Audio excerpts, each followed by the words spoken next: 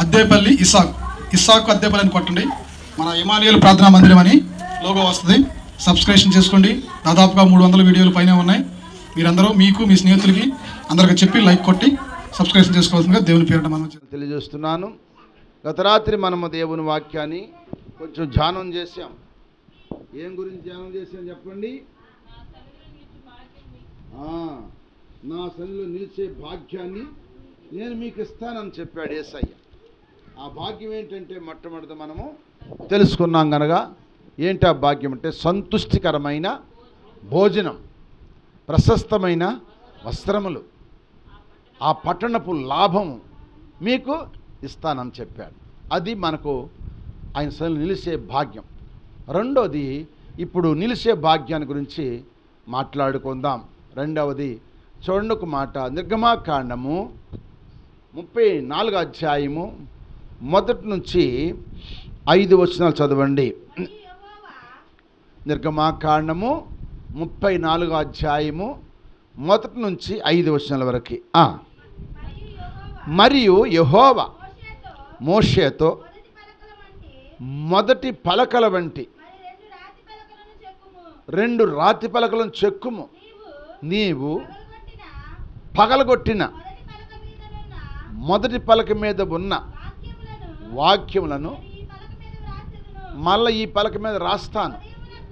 ఉదయమునకు నువ్వు సిద్ధపడి ఉదయమున సినాయి కొండ ఎక్కి అక్కడ శిఖరం మీద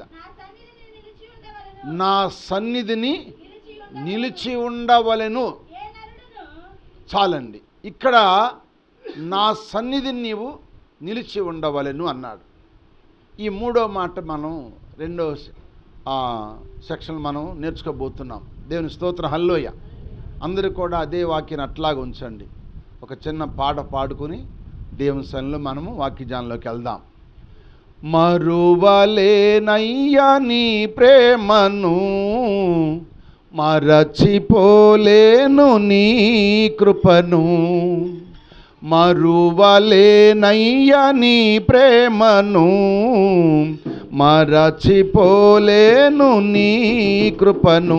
నా ఆశ్రయము నీవేనయ్యా, నాకు ఆశ్రయము నీవేనయ్యా. నా ఆధారం నీవే యేసయ్యా, నా ఆధారం నీవే యేసయ్యా. మరువలేనయ్యా నీ ప్రేమను, మరచిపోలేను నీ కృపను. అందరూ పడదాం.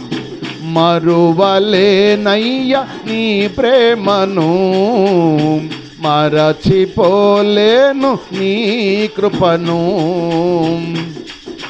గ్లోరీ, స్తోత్రం.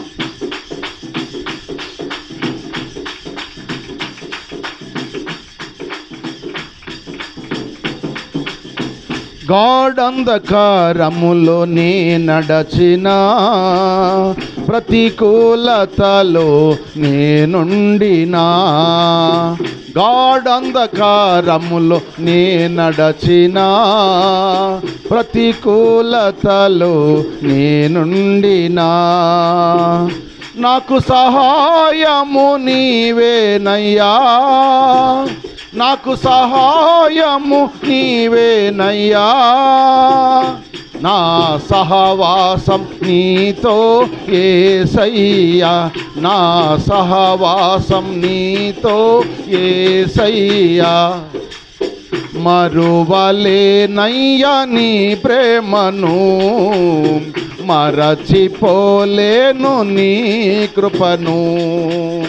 మరువలేనయ్యా నీ ప్రేమను, మరచిపోలేను నీ కృపను. గ్లోరీ, స్తోత్రం.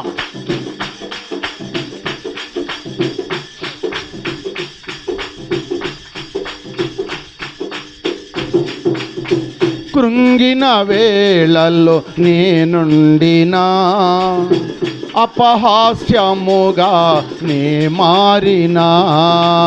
అవును, కృంగిన వేళల్లో నేనుండినా అపహాస్యముగా నే మారినా నాకున్న బలము నీవేనయ్యా నాకున్న బలము నీవేనయ్యా నాలోని ధైర్యము నీవే యేసయ్యా నాలోని ధైర్యము నీవే యేసయ్యా మరువలేనయ్యా నీ ప్రేమను మరచిపోలేను నీ కృపను మరువలేనయ్యా నీ ప్రేమను మరచిపోలేను నీ కృపను స్తోత్రం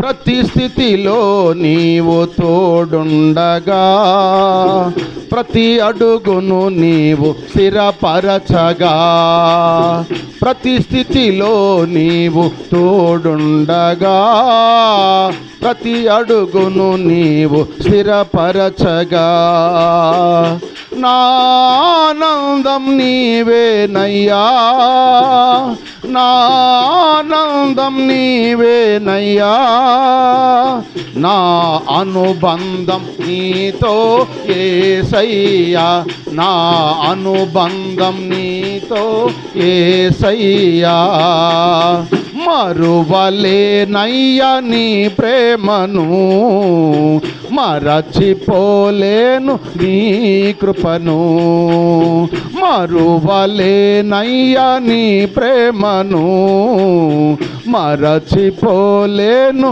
నీ కృపను నాకు ఆశ్రయము నీవేనయ్యా నాకు ఆశ్రయము నీవేనయ్యా నా ఆధారం నీవే యేసయ్యా నా ఆధారం నీవే యేసయ్యా నా ఆధారం నీవే యేసయ్యా నాకు ఆధారం నీవే యేసయ్యా మరువలేనయ్యా నీ ప్రేమను మరచిపోలేను నీ కృపను హల్లెలూయా ఆయనే మనకు ఆధారం ఆశ్రయదుర్గం ఆయన మర్చిపోలేము ఆయన ప్రేమ అంత గొప్పదన్నమాట ప్రభునందు ప్రియమైన దేవుని బిడ్డలారా ఇక్కడ దేవుడు మోషేతో మాట్లాడుతున్నాడు మోషే నేను ఒకప్పుడు నీకు పలకలు చేసి ఇచ్చాను ఆ పలకలు నువ్వు పాల్గొట్టేసావు కనుక ఈసారి నీవే పలకలు చేసుకురావాలి ఎవరు చేసుకురావాలి నీవే పలకలు చేసుకొస్తే ఆ మొదటి పలక మీద నేను రాసిన వాక్యాలను నేను ఈ పలకల మీద రాస్తాను అని చెప్పాడు అందుకు ఇప్పుడు ఏం చేయాలి ఉదయాన్నే లేచి పలకలన్నీ చెక్కుని రెండు పలకలు చెక్కుని ఏడకెళ్ళాడంటే ఇప్పుడు సీనాయి కొండ ఎక్కెను కొండ అనగా పర్వతం అది ఎత్తైన స్థలం ఆ ఎత్తైన స్థలంలోకి ఎక్కిన తర్వాత మేఘం నుండి దేవుడు దిగి వచ్చని ఉంది చదవండి ఆ మాట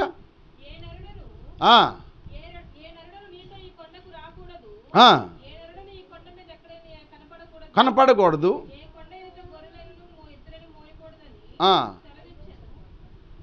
4వ వచనం 5వ వచనం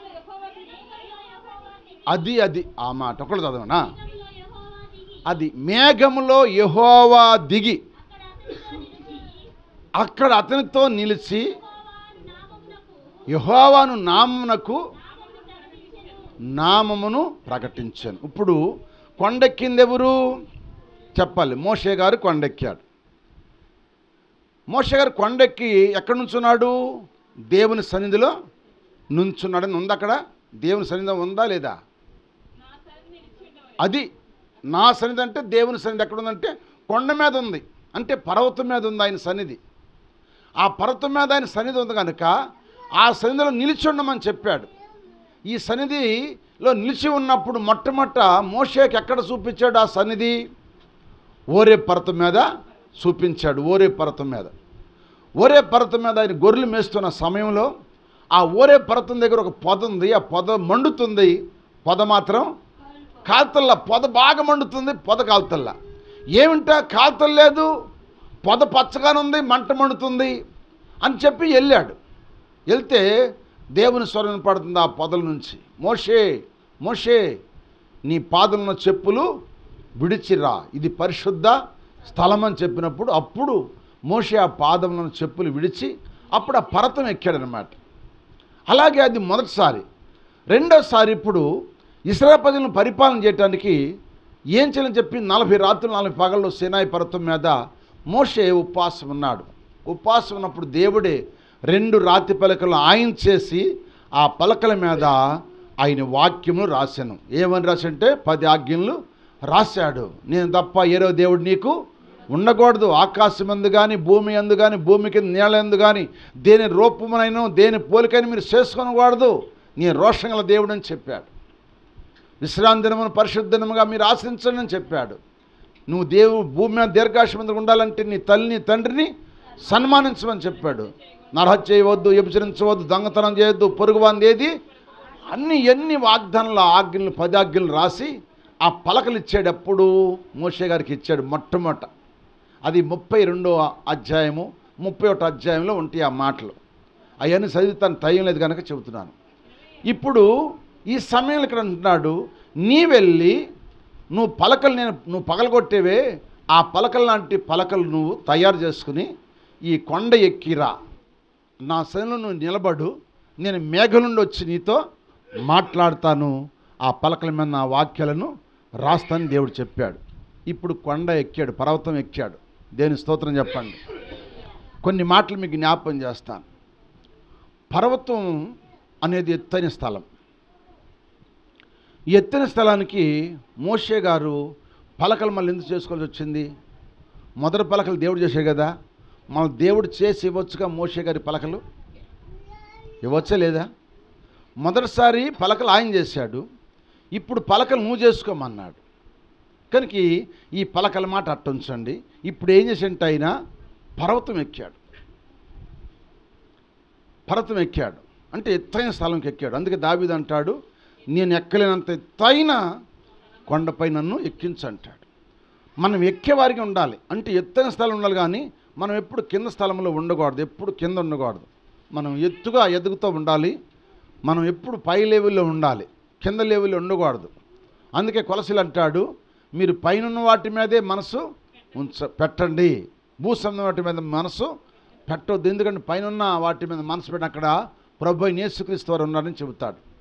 కనుక ఇప్పుడు ఈ పలకలు ఎందుకు చేయాలి పలకలు అంటే మోషే గారు చెక్కుకోవాలి. ఇప్పుడు ఈ పలకలు మొదటి పలకలు యేసయ్య చెక్కాడు, రెండో పలకలు ఇప్పుడు మోషే చెక్కుకోవాలి. కారణం ఏంటి చెప్పండి? మొదటి పలకలు చెక్కితే ఏం చేశాడు మోషే గారు? ఎందుకు పాల్గొట్టాడు? కోపం వచ్చింది ఆయనకి. 32వ అధ్యాయము 16 వచ్చింది చదవండి. నిర్గమాకాండం 32వ అధ్యాయం 16 వచ్చింది. ఆ పలకలు దేవుడు చేసినవి, చేవ్రాత, పెద్ద కేకలు వేయిచుండగా యెహోషువ ఆ ధ్వని విని పాళెములో యుద్ధ ధ్వని అని మోషే తనగా, అతడు జయధ్వని కాదు, అపజయధ్వని కాదు, సంగీతధ్వని నాకు వినపడుతుందన్నాడు. అతడు పాళెమునకు సమీపించగా ఆ దూడను వారు నాట్యమాడుట చూచెను. అందుకు మోషే ఏమొచ్చిందంటే ఇప్పుడు మోషేకి కోపం వచ్చేసేటప్పుడు అతడు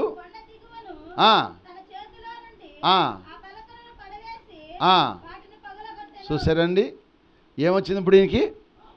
మోషేకి ఏమొచ్చింది? కోపం వచ్చింది. 40 రాత్రులు 40 పగళ్ళు ఉండి ఉపవాసం ఉండి దేవుడిచ్చిన పలకలు తీసుకొస్తే ఆ పలకలు ఇప్పుడు ఏం చేయడు? కోపం వచ్చి వాళ్ళు వేస్తారు దూడం చేసుకుని ఈ 40 దినాలు కనపడిపోదరికి మమ్మల్ని నడిపించిన నాయకుడు ఏమైనా మాకు తెలియదు, మా ముందు మాకు దేవుడు కావాలి, నువ్వేం చేస్తావో చెప్పని ఆరోను మీద తిరుగుబాటు చేసినప్పుడు ఆరోన ప్రజలు భయపడి మీ శవలు మీ ముక్కులు ఉన్న బంగారం తీసేయండి అన్నాడు. ఆ శవలు ముక్కులు బంగారం తీసేస్తే అదేమైందంట? తొగరలో పెట్టి ఊస్తే దూడైపోయిందంట. ఈ దూడే మమ్మల్ని ఐగుప్తు నుంచి నడిపిందని చెప్పి ఆ దూడ దగ్గర వాళ్ళు త్రాగుతూ తినుచూ ఆడుతానికి లేచారంట. సంగీతధ్వని చేస్తాను. అది చూసిన మోషే కోపం వచ్చేసి పగలగొట్టేశాడు.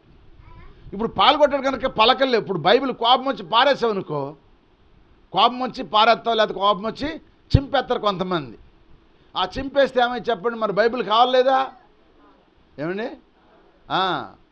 కోపం వచ్చి కొంతమంది ఏదన్నా వస్తువు ఉందని కోపం వచ్చి అంత దాన్ని పాల్గొట్టేస్తారు. వస్తువు అయితే పాల్గొట్టేస్తారు. అదే ఒక పుస్తకమో లేకపోతే ఏదైనా ఒక డైరీ లాంటిది అయితే ఏం చేస్తారు, దాన్ని చింపేస్తారు. అలాగే ఇప్పుడు ఆయన పగలగొట్టేశాడు. ఇప్పుడు కావాలి, మళ్ళీ ఈ నడిపించాలంటే కావాలి. బైబిల్ లేకుండా వాక్యం చెప్పలేం కదా, చెబుతామా? చెప్పలేం కదా. బైబిల్ కావాలి. అందుకని బైబిల్ కోసం ఇప్పుడు అడుగుతున్నప్పుడు దేవుడు అంటున్నాడు, నువ్వు చెక్కురా అన్నాడు. ఏం చెక్కురామన్నాడు? పలకలు. పలక దేని సదృశ్యం చెప్పండి? పలక దేని సదృశ్యం మీకు చెబుతాను. ఇప్పుడు గమనించండి. సామెతల గ్రంథం 3వ అధ్యాయం మొట్టమొదటి చదవండి. నా కుమారుడా, సామెతలు 3వ అధ్యాయం మొట్టమొదటి, నా కుమారుడా నా ఉపదేశమును మరవకుము, నా ఆజ్ఞలను హృదయపూర్వకంగా గైకొనుము, అవి నీకు దీర్ఘాయువును సుఖజీవం గడు సంవత్సరములు శాంతి నీకు కలగజేయును.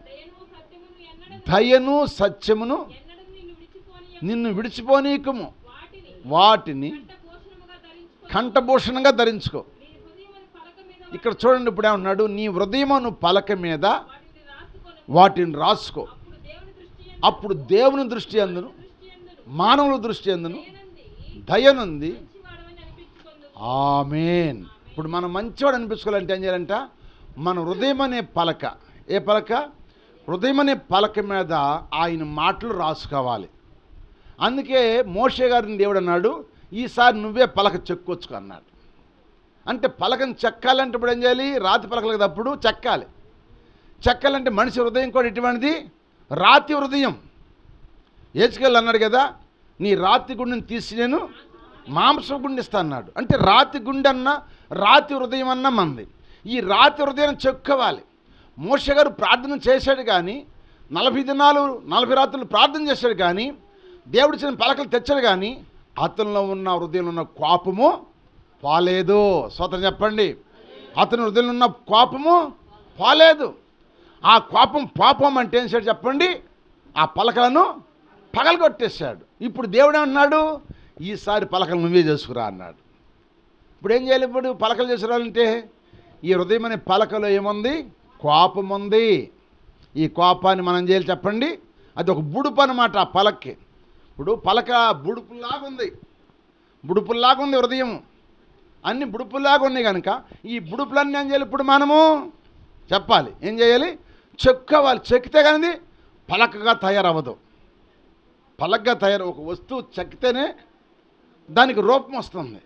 ఇప్పుడు ఇక్కడ ఈ బలిపెట్టు మీద ఈ బాక్స్ ఉందని పెట్టుందంటే ఇది శుభ్రంగా చెక్కితేనే ఇది తయారయ్యి ఒక రూపం కనపడుతుంది. అలాగే మన హృదయం అనే పలకాన్ని మనం చెక్కోవాలి. దేవుడు చెక్కురా, నేను చెక్కిన పలకలు నీ కోపం వచ్చి పాల్గొట్టావు కదా, ఇప్పుడు నువ్వు చెక్కొచ్చుకో. నీ హృదయం అనే పలకలో కోపం ఉంది, నీ హృదయం పలకలో ద్వేషం ఉంది, అసూయ ఉంది, నీ పలకలో అన్నీ ఉన్నాయి. ఏమన్నాయో మీకు చెప్పినా బైబిల్లోనే ఉన్నాయి ఆ మాటలు. చూడండి, మార్కు సువార్త 7వ అధ్యాయం 21వ వచనంలో ఉన్నాయి ఆ మాటలు. మార్కు సువార్త 7వ అధ్యాయం 21. అంటే లోపల నుండి అనగా అది హృదయం అనే పలక. హృదయంలో ఈ హృదయంలో ఏమున్నాయంట? దురాశలు, జరత్వములు, దొంగతనాలు, నరహత్యలు, వ్యభిచారములు, లోభములు, కృత్రిములు, కామవికారము, మత్సరములు, దేవదూషణయు, అహంభావం, అవివేకం వచ్చును.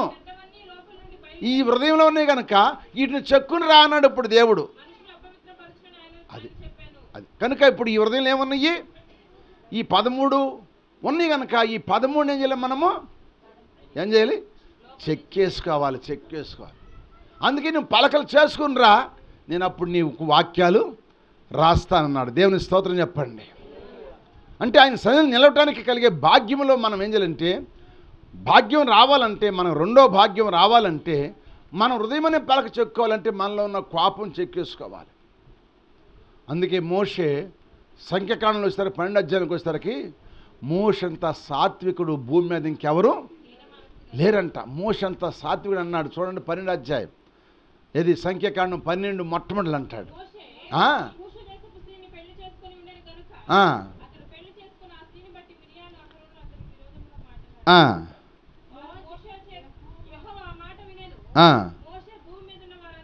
అది భూమి మీద ఉన్నవారందరిలో అంత మునుపు భూమి మీద ఉన్నవారందరికంటే కోపిష్టి మోషే గారు. ఒక మాట అంటే మెడకాయ పట్టుకుని పిసికి చంపి ఆడబెట్టాడు, ఇసుకలో పూడ్చిపెట్టాడు. అంత కోపిష్టి అనమాట. అంత కోపం పోవటానికి కారణం ఏంటంటే ఆయన ట్రైనింగ్ ఇచ్చాడు 40 సంవత్సరాలు ఎక్కడ గొర్రెలు గాయమని. దేవుని స్తోత్రం, హల్లోయ. 40 సంవత్సరాలు గొర్రెలు కాశాడు, వచ్చాడు, ఇంకా కోపం తగ్గలా. అంత కోపం తగ్గలేదు. ఇప్పుడు ఏమన్నాడు, నీ పలకలు నువ్వు చెక్కురా అన్నాడు. ఆ పలక ఏదనగా మన హృదయమనే పలక చెక్కుకోవాలి. మనలో కోపం తగ్గించుకోవాలి, మనలో దేశము అసూయ ఇవన్నీ మనం తగ్గించుకోవాలి. ఇవన్నీ తగ్గించుకుని ఇవన్నీ చెక్కేసుకుని నీ పలక ఖాళీగా ఉండాలి. నీ హృదయం అనే పలక ఖాళీగా ఉంటే అప్పుడు ఆ పలక మీద ఆయన వేస్తాడంట వాక్యములను రాస్తాడు. ఆ రాసినప్పుడు నీ కోపం లేదు కనుక ఇప్పుడు ఆయన నువ్వు ఎక్కడ ఉంటావంట, దేవుని సన్నిధిలో నిలుచుంటావు. స్తోత్రం చెప్పండి. దేవుని సన్నిధిలో నిలిచే భాగ్యం నీకు ఇస్తాడు. కనుక ఇప్పుడు ఏం చేశాడు, ఆ పలకలు చెక్కున్నాడు. తన కోపం అసూయ దేశం అన్నీ తీసేసుకున్నాడు. ఆ పలకలు చేసుకుని ఇప్పుడు కొండ ఎక్కి దేవుని సన్నిధిలో నిలబడగా దేవుడు మేఘంలో ఉండి దిగి వచ్చి మోషేతో మాట్లాడుతున్నాడు. అంటే నీ కోపం అన్నీ తీసేసుకుంటే నువ్వు ఎక్కి అనుభవం ఉంటావు. నువ్వు ఎక్కడ ఉంటావు అంటే ఇప్పుడు కొండ మీద ఉంటావు. కొండ మీద ఉన్న చెట్టుకు నీళ్ళు పోతారు చెప్పండి. పర్వతం మీద ఉన్న చెట్టుకు నీళ్ళు పోతారు, ఎరువులు వేస్తారు దేవుడు. మరి కొండ కింద భూమి మీద ఉన్న చెట్టుకి ఎవడు పోతారు? అది భూమి మీద ఉన్న చెట్టుకి నీడు పోసేది మనుషుడు, భూమి మీద ఉన్న చెట్టుకి ఎరువేసేది మనుషుడు. ఎందుకంటే ఆ చెట్టు మనుషుల వైపే చూసేది కానీ దేవుని వైపు చూడదు. కింద ఉన్న చెట్టు అర్థమైన సార్ చూద్దాం చెప్పండి. అంటే చెట్టు ఎవరంటే మనమే. చెట్లు ఎవరు చెప్పండి? మనమే చెట్లు అమ్మ. ఈ చెట్లు భూమి మీద ఉన్న చెట్లు ఏంటంటే మనుషుల వైపు చూస్తాయి. నాగా తెరసం చెబుతుంది కదా, మనుషులు సాయం వ్యర్థము, మనుషుల నమ్ముడు కంటే యెహోవాను ఆశ్రయించడం ఎంత మేలు. నిజమే. కనుక మనుషుల వైపు చూస్తే, ఈ భూమి మీద ఉన్న చెట్లు మనుషుల వైపు చూస్తే మనుషులు నీళ్ళు పోస్తారు, మనుషులు ఎరివేస్తారు. వాళ్ళు నీరు పోయకుండా ఎరువైపోతే చెట్టు ఏమైద్ది చెప్పండి? చెట్టు ఏమైంది? చచ్చిపోయిద్ది, ఎండిపోయిద్ది, ఆకులను రాలిపోతాయి, ఎండిపోయి చచ్చిపోయింది. ఎందుకంటే అతనికి ఇష్టమైతే దాని మీద ఆ చెట్టుకి నీళ్ళు పోస్తాడు. ఇష్టమైతే పెడతాడు, ఇష్టం లేకపోతే దానికి పెట్టడు. అందుకని మనుషుల వైపు చూడటం కాదు మనం కావాల్సింది, దేవుని వైపు చూడాలి. అందుకే పర్వతం మీద ఉన్న చెట్టుకి అది ఎవరు ఎక్కిపోయి నీళ్ళు, కానీ ఆ పర్వతం మీద ఉన్న చెట్టు దేవుని వైపు చూస్తుంది కనుక ఆ దేవుడు ఆ చెట్టుకి ఎప్పుడు నీరు పోస్తాడు, ఎప్పుడు ఎరివేస్తాడు. ఆ చెట్టు ఎప్పుడు పచ్చగా ఉంటుంది. హల్లెలూయా. ఆ చెట్టు ఎప్పుడు పచ్చగా ఉంటుంది. అంటే చెట్లు ఎవరంటే మనమే. మనం ఎప్పుడు కూడా దేవుని వైపు చూస్తే దేవుడు మనకు కావాల్సినవన్నీ దేవుడు మనకి ఇచ్చునుగాక. అందుకే భక్తుడు రాశాడు, నాకేమీ కావాలనో నీకు తెలియకున్నదా, ఓ ఓ నాకేమీ కావాలనో నీకు తెలియకున్నదా, దరికానక ఉన్నానయా యేసయ్యా శాంతి దూత నీవేనయా, దరికానక ఉన్నానయా యేసయ్యా శాంతి దూత నీవేనయా, ఆశ్రయంబు నొసగుమయ్య ఆలోచనకర్త దిక్కు నాకు నీవేనయ్యా, యేసయ్యా నిన్ను నమ్మి ఉన్నానయ్యా, దిక్కు నాకు నీవేనయ్యా, యేసయ్యా నిన్ను నమ్మి ఉన్నానయ్యా. హల్లెలూయా. నాకేం కావాలో ఆయన తెలుసు. ఎందుకంటే మనం ఆయన వైపు చూడాలి. ఆ చెట్టు పర్వతం మీద ఉన్న చెట్టు ఎవరేమో చూస్తుంది? దేని వైపు చూస్తుంది? భూమి మీద ఉన్న చెట్టు మనుషుల వైపు చూస్తుంది. మనుషుల వైపు చూసే చెట్టు ఆ మనుషులు ఇష్టమైతే పోతారు, కష్టమైతే దాన్ని నరికేస్తారు. కానీ దేవుని చెట్టు, పర్వతం మీద ఉన్న చెట్టు ఆయన వైపు చూస్తే కనుక ఆ చెట్టుకి ఎప్పుడు కూడా వెండ తగలదు, వేడి తగలదు, వెట్టగలదు, చింతన ఉండదు.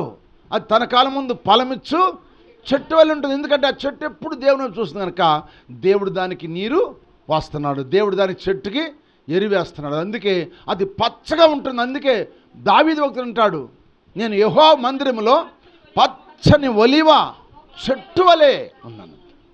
మనం ఒలివ చెట్టు వలె అంటే మనం ఆయన వైపు చూడాలి. అందుకే మోషే గారు ఒకప్పుడు కోపంతో ఉన్నాడు, ఒకప్పుడు దేశంతో ఉన్నాడు, అసూయతో ఉన్నాడు కనుక ఆ పలకలు, దేవుడు ఇచ్చిన పలకలు పగలగొట్టాడు. ఇప్పుడు దేవుడు అన్నాడు, నీవే చేసుకున్న పలకలు అన్నాడు. అప్పుడు అర్థమైంది. ఇప్పుడు ఆ పలకలు చేసే మాటలా నీ హృదయం చెప్పుకోవాలి, నీ హృదయంలో కోపం తీసేసుకోవాలి, నీ హృదయంలో ఉన్న దేశము, అసూయ, పగ, గర్వం ఇవన్నీ తీసేసుకుంటే, ఇవన్నీ తీసుకుని నువ్వు దేవుని సన్నిధికి వచ్చావనుకో, అప్పుడు దేవుని వైపు చూస్తావు. ఇక దేవుని వైపు చూడవు, మనుషుల వైపు చూడవు. ఇకని దేవా నువ్వే నా దిక్కని ఆయన వైపు మనం చూస్తాం కనుక అప్పుడు ఆయన మేఘం నుండి దిగి మోషేతో మాట్లాడినట్టుగా దేవుడు నీతో నాతో మాట్లాడునుగాక. అప్పుడు దేవుడు అంటాడు, నా బిడ్డ అన్నీ చెక్కుని శుభ్రం ఖాళీ చేసుకుని పలక తీసుకొచ్చుకుంది. అందుకే ఆ హృదయం అనే పలక మీద రాసుకో. అప్పుడు దేవుని దృష్టి అందును, మనుషుల దృష్టి అందును నువ్వు మంచివాడు అని అనిపించుకుంటావు. హల్లోయ. మనుషులు మంచోళ్ళు అంటారు, దేవుడు కూడా మంచోడు అంటారు. ఒకవేళ మనుషులు మంచోడు కాదా అన్న, దేవుని దృష్టిలో నువ్వు మంచిదానివిగా, మంచివాడుగా ఉంటావు కనుక నీ పట్ల దేవుడు అద్భుతాలు చేయునుగాక.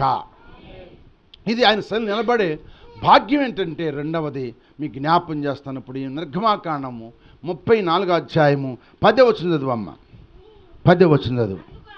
అందుకు ఆయన, ఇదిగో ఇప్పుడు నేను నీ పట్ల నిబంధన చేస్తున్నాను, భూమి మీద ఎక్కడనైనా, ఏ జనములోనైనా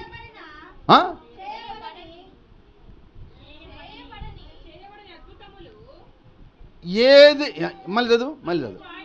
అందుకు ఆయన, ఇదిగో నేను నీతో నిబంధన చేస్తున్నాను, భూమి మీద ఎక్కడైనా, ఏ జనంలోనైనా చేయబడని అద్భుతములు నీ ప్రజలందరి ఎదుట. ఆమేన్. చాలు. ఇదే రెండవ భాగ్యం. ఏ భాగ్యం చెప్పండి?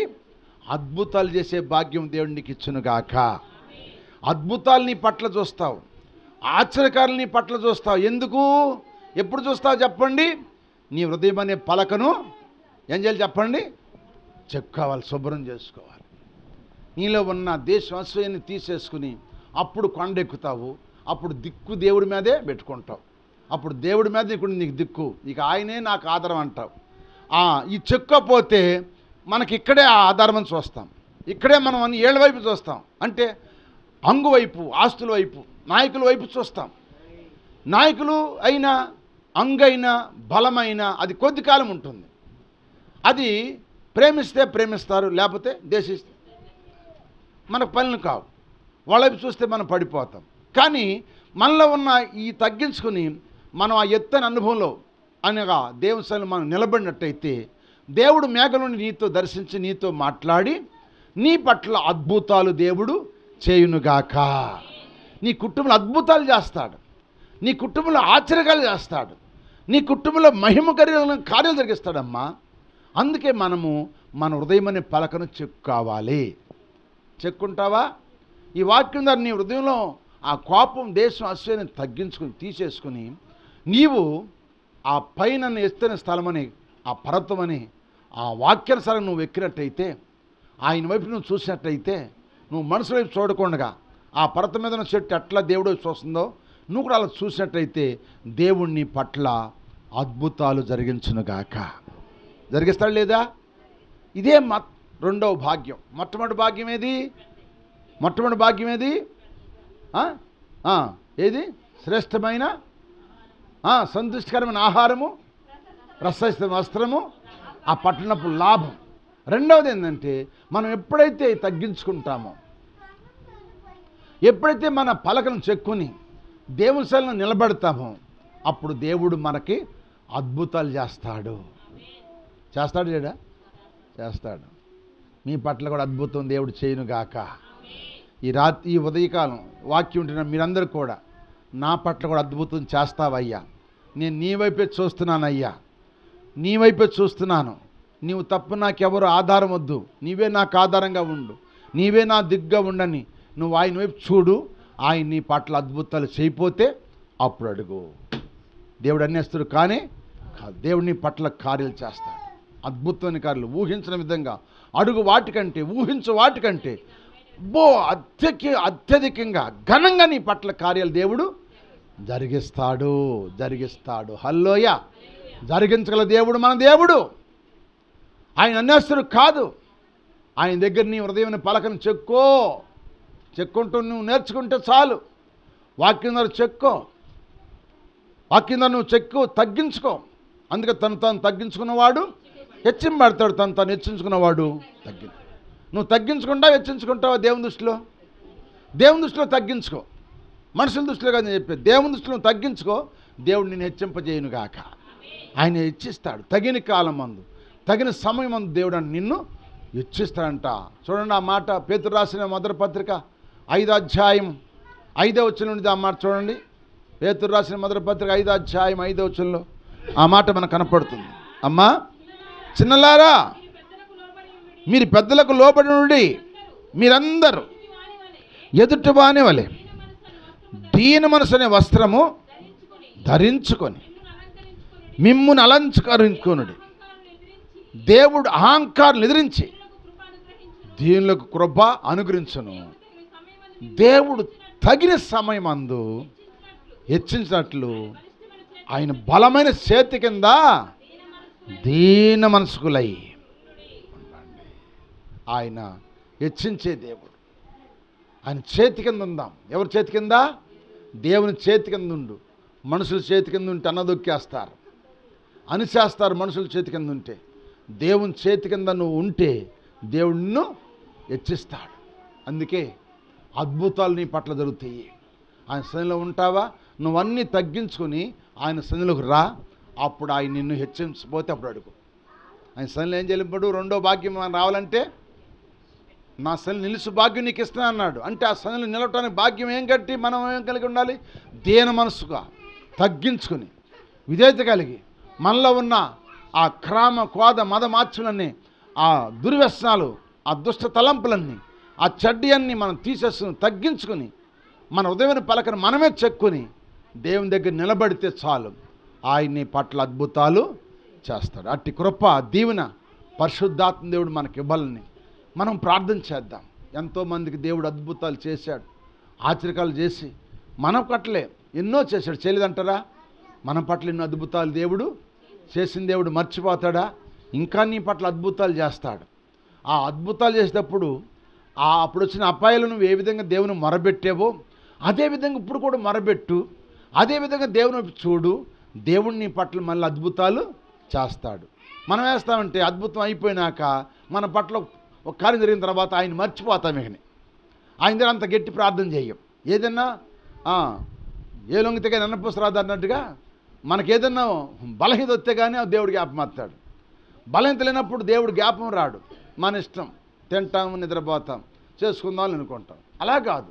మనం బలహీనత ఉన్నా లేకపోయినా మనం చేయాల్సిన పని దేవుని దగ్గర అడగాల్సినవి మనం అనుదినం అడుక్కుంటా దేవుని దగ్గర ఉంటే ఆ వచ్చే బలంతో దేవుడు రాకుండా చేయునుగాక.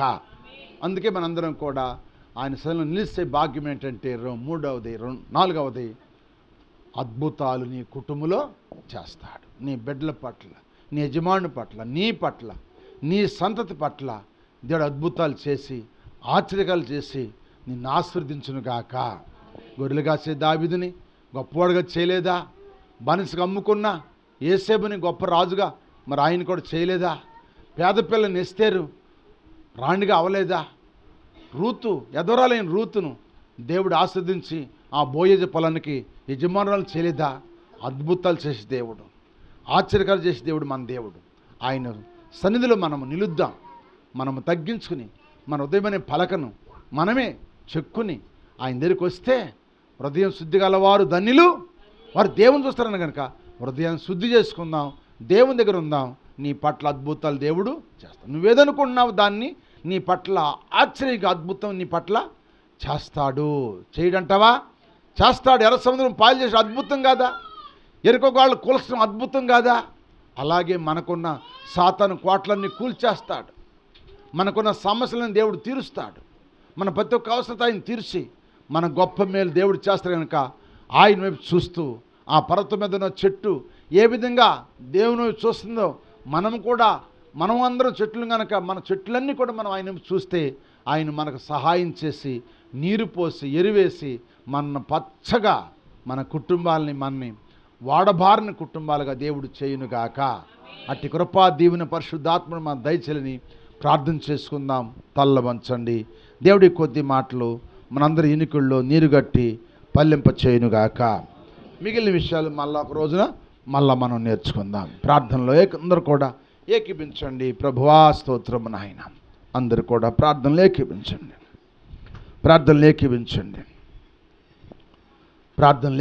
ఒక 15 నిమిషాలు ఇంకా టైం ఉంది.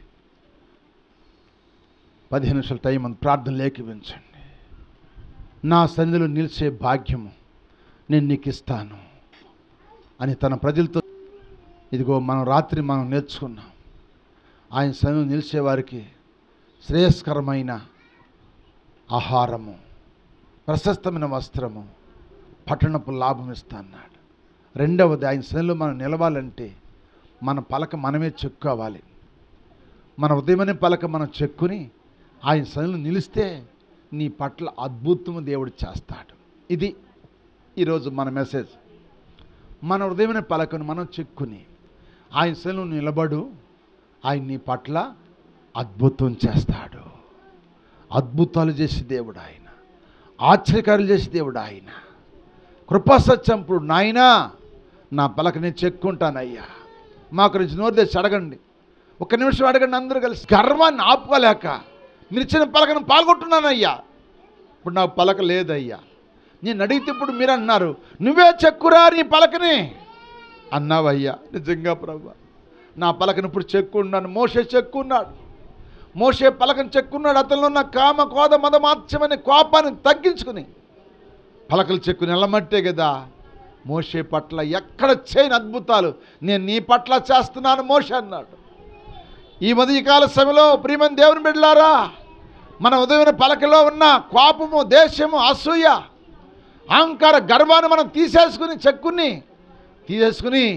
నీ పలకను శుద్ధి చేసుకుని నువ్వు దేవుని సన్నిధిలో నిలబడితే దేవుడు నీ పలకను చూసి నీ పట్ల అద్భుతం చేస్తానని చెబుతున్నాడు. ఈరోజు నీ పట్ల అద్భుతం చేస్తాను, ఆశ్చర్యాలు చేస్తాను, లేనిది ఉన్నట్టుగా చేస్తాను. నువ్వు అడిగిన దానికంటే ఎక్కువగా చేస్తాను. నేను నువ్వు ఊహించిన దానికంటే ఎక్కువ చేస్తాను. దేవుడు మాట్లాడుతున్నాడు. ప్రియమైన దేవుని బిడ్డలారా, నోరు తెలిసి ప్రార్థించి నిజమే నిలబడ్డానయ్యా, నా పట్ల అద్భుతం చెయ్యయ్యా. నేను చాలా కష్టాల్లో ఉన్నానయ్యా, చాలా బాధల్లో ఉన్నానయ్యా, చాలా సమస్యలో ఉన్నానయ్యా, చాలా నాయనా కృంగిపోతున్నానయ్యా, పాపను ఊపిలో దిగిపోతున్నానయ్యా. నేను చెక్కుంటానయ్యా, నా హృదయంలో ఉన్న మచ్చలను తొలగించుకుంటానని ప్రార్థన చేయి తల్లి, ప్రార్థన చేయి తండ్రి. ఆ విధముగాను ఎంతసేపు నిలువబెట్టి ఏడ్పింతురతని. అమ్మా, ఎంతసేపు ఆయన నిలబెట్టి ఏడిపిస్తావు? నీ హృదయం తలుపు తడుతున్నాడు ఆయన, తలుపు తీయమని ఆయన నిలబడ్డాడు నీ దగ్గర. ఎంతసేపు నిలువబెట్టి ఏడ్పింతురతని. అతడు నరుడు కాడు, రక్షకుండు, ప్రాణ స్నేహితుడు. అతడు నరుడు కాడు, రక్షకుండు, ప్రాణ స్నేహితుడు. అమ్మా, ఆయన రక్షకుడు, నీ ప్రాణ స్నేహితుడు. నీ హృదయం దగ్గరికి వచ్చి నిలబడ్డాడు. ఇప్పుడు నేను తడుతున్నాడు. నీ హృదయం చెక్కమ్మా. నీ హృదయంలో ఉన్న దేశాలు, అసూయలు అన్నీ చెక్కేసుకో. ఆయన నీ దగ్గర ఉన్నాడు, నువ్వు ఆయన దగ్గర ఉన్నావు కనుక నీ పట్ల, నా పట్ల, మన సంఘం పట్ల, సువార్త వింటున్న ప్రతి ఒక్కరి పట్ల, లైవ్లో వింటున్న బిడ్డల పట్ల అద్భుతాలు చేయనుగాక, అద్భుతాలు చేయనుగాక. వచ్చే వారంలో గొప్ప సాక్ష్యం ఇచ్చుదురుగాక. ప్రార్థన చేసుకు అందరూ ఏకీభించి, నేనయ్యా నీ చెప్పు కావాలయ్యా అందరూ ఏకీభించండి. నీ ప్రేమయు మన ప్రభు అయిన యేసుక్రీస్తు వారి కృపయు పరిశుద్ధాత్మ సావాసము సహాయము కూడొచ్చిన అందరికీ సకల పరిశుద్ధులకును దేవుడు సదాకాలం అందరూ తోడుగా ఉండి మనందరి పట్ల దేవుడు అద్భుతమైన ఆశ్చర్యకార్యాలు జరిగించి ప్రతి కుటుంబాన్ని ఆశీర్వదించునుగాక. ఆమేన్. ఆయన నిలిచే భాగ్యము దేవుడు మనకిచ్చునుగాక. మన ప్రభు అయిన యేసుక్రీస్తు నామానికి సంపూర్ణ స్తుతి, మహిమ, ఘనత, ప్రభావం కలుగునుగాక. ఆమేన్. బలో కృష్ణరాజుకి, రానున్న రారాజుకి, రోగుల వైద్యుడికి, దయ్యాలపై జయశీలికి, మన సంఘాన్ని ప్రధాన కాపరికి, త్వరగా రాబోతున్న పెళ్లి కుమారుడు యేసు ప్రభువారికి హల్లెలూయా, హల్లెలూయా, హల్లెలూయా. మీ అందరికి వందనాలమ్మా, వందనాలయ్యా అందరికి.